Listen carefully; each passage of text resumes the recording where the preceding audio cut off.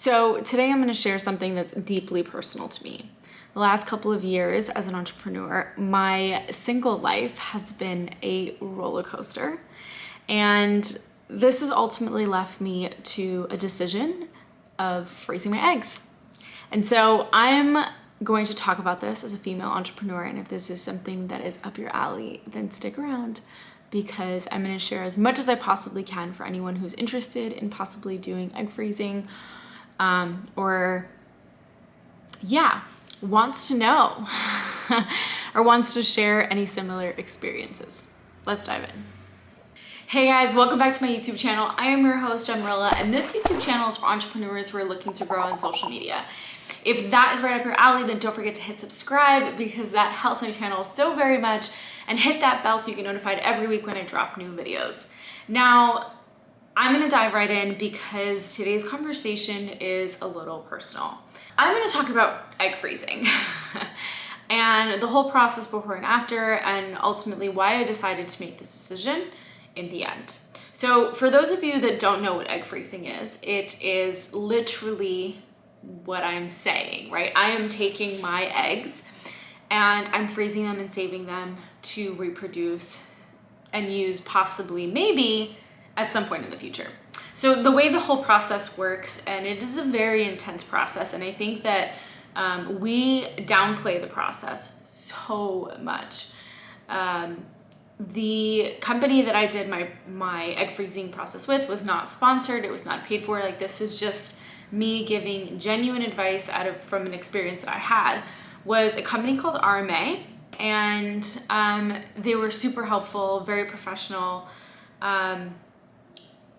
I felt very taken care of. I honestly did and highly recommend it.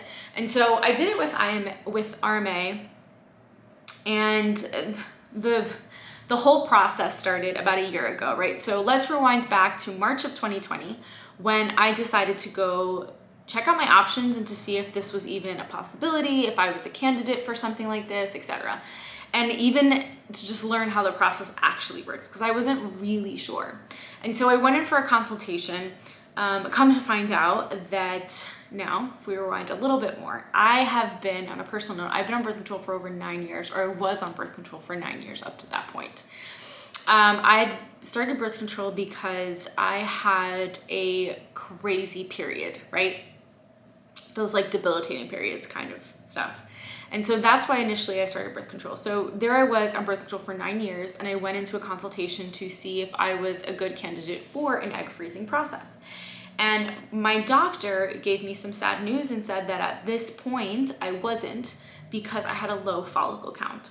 So here's a picture of your uterus, all right?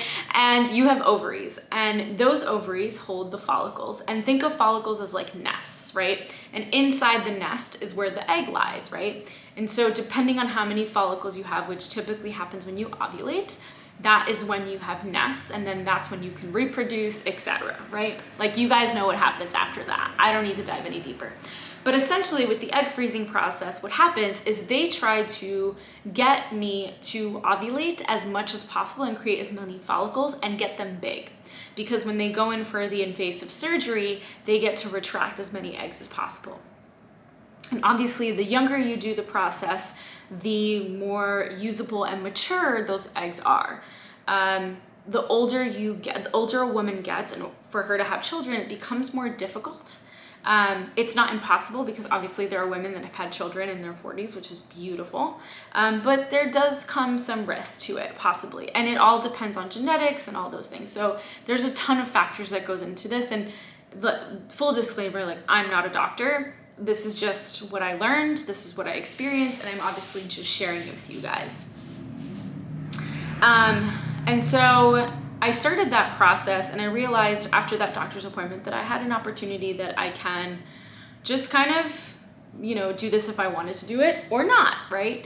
And so I stopped taking birth control right away, and I started to really pay attention to my body. I took about an entire year to prepare myself. Obviously, you don't have to do that. You can do this right away. It's really up to you and your body. But I was like, I'm gonna take a whole year to get off birth control. I'm gonna see how natural my body bounces back. And then based off that, then I'll go ahead and do the procedure. And that's exactly what I did. So in July of 2021, I decided to freeze my eggs. And the way, step by step, the actual process happened was before I got my period, I was taking hormones. And then as soon as I got my period, I stopped taking those hormones and I started taking the injectables, which were actual shots to the abdominal. And you guys, I shared all of this on my stories, so you can see it running here. But I talk a lot about this here, and you guys can check out and obviously hear the sound in my stories, because I obviously walk you guys through the actual process while I was doing it, which a lot of you thought that was really helpful. But I started the injectables, and they're basically a needle to your abdominal. I started out with 2 and then eventually 3 every night at the exact same time. And so every single body is different. So it all depends on your weight, your height, everything. Your doctor will ultimately tell you this. So I did it every night for about 12 days. And then on the 12th day, I was ready for ovulation. So they told me to take something called a trigger shot, which is the big shot. And it is the most powerful, and it has to happen 36 hours before you go into surgery. So I take the shot, I go into surgery, I remove the eggs, everything went smoothly, thank God. But I think the biggest thing that I walked away with was the fact that my hormones were all over the place.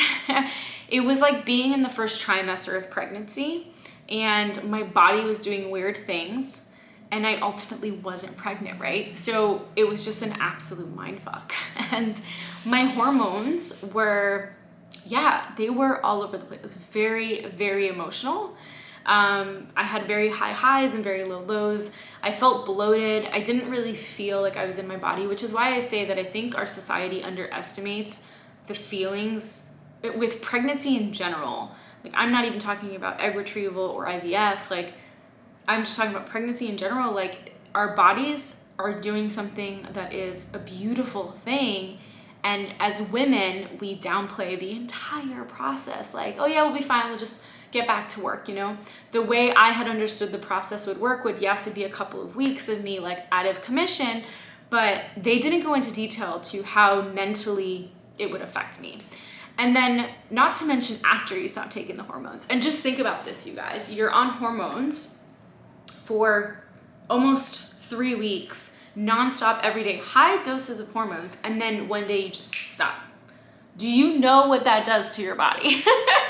And I think that was the biggest thing for me.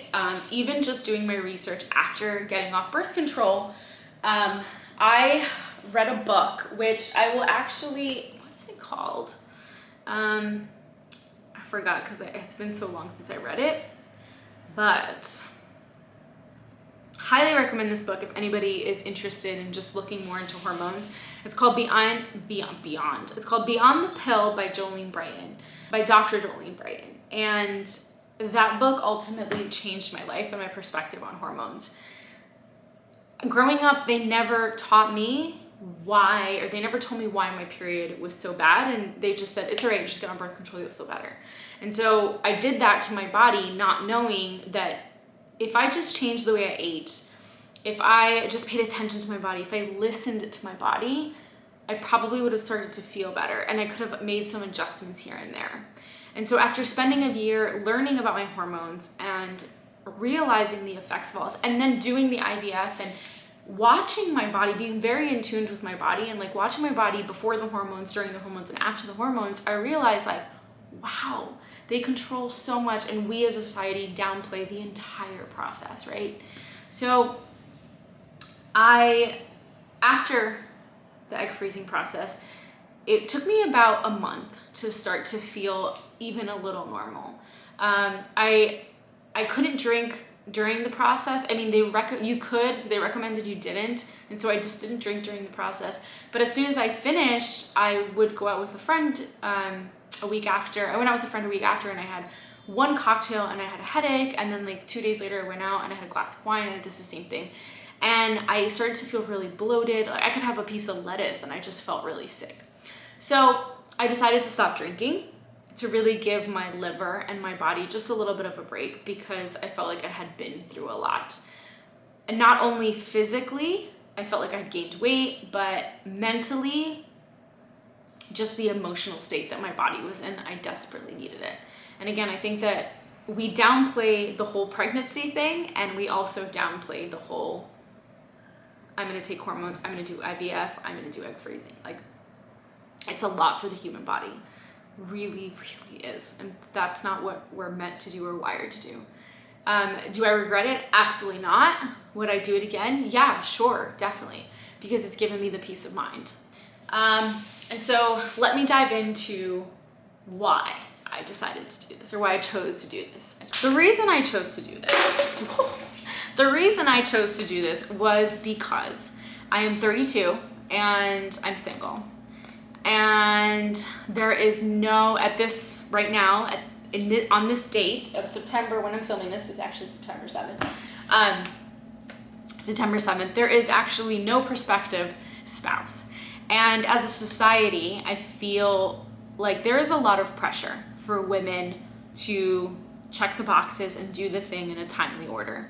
And while I understand, and as I mentioned earlier, when you're choosing to have children at a later age, in fact, after the age of 35, it's considered a geriatric pregnancy, which is crazy, right? Because you're not old, you're not old at 40. I don't even think you're old at 50. So as a society, we are trained to believe that if you don't find somebody in your 20s, you need to hurry up because you need to make a baby really quick. And I feel the pressures, not only from society, but also from my family. Like, I am a 32-year-old female born and raised in a Cuban-American family. And while I also want to have children one day, that just isn't in the cards for me right now. And I don't want to meet somebody and have the pressure of having to rush that process just because I feel like I need to do something. If I would have met somebody in my 20s, like a lot of my friends did, and they have beautiful, amazing relationships and families, which is amazing, then it would have been a different story for me. But I didn't. And I created a business, and I got to travel the world, and I've built a great brand, an amazing community of people like you that are watching this. And for me, that has been the ultimate priority. So all of that being said, I know that one day I would love to be a mother, and I will be a mother. And that could look like having my own babies. That could look like adopting. That could look like being a stepmom. That could look like so many things. But I know that at the end of the day, that is something that I will become, and I will be a mother, on top of being an entrepreneur, a successful female entrepreneur who helps other women also accomplish their dreams. Right now, I don't want that to be a focus. And I'm not gonna lie, there was a big part of me that felt a lot of pressure to meet somebody and just make a baby.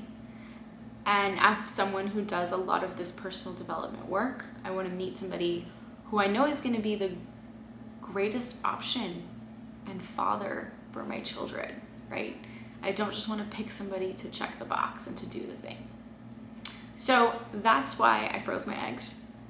And the way it'll all work in the very end is, if I were to meet somebody soon and we said we wanted to make a baby, we would try naturally, and if for some reason it didn't work, we would then use my frozen 32-year-old eggs. So it's kind of cool. Does that mean that I'll definitely have a baby? No, there's still not a guarantee, but the likelihood is greater.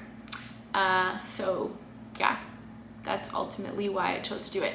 And so if you're a female entrepreneur and you are watching this, reach out to me. Let me know if you have any questions. The cost of this, forgot the most important thing, is a whopping $15,000. The medication alone is around $6,000, depending on how much you actually need. And I spent about $5,500, and the actual procedure is a little bit over $8,000. So it is not cheap. That's the other factor as well, something to keep in mind. So if you are a female entrepreneur and you are watching this and you've made it till the very end, thank you so much for listening. If you have any questions, reach out to me on my Instagram. I'm happy to have a personal conversation with you and share whatever I can with you, however I can. And if you're a male and you're watching this, and you've made it till the end, thank you very much for watching. Thank you very much for listening. And do yourself a favor. Go hug your mother and go hug your girlfriend or your partner and let them know that you love them and that they are rock stars, because we are. But until next time, thank you so much for being here. I hope you enjoyed this one. This was definitely near and dear to my heart, and I look forward to the next video, and I'll see you guys soon. Have a great day. Bye.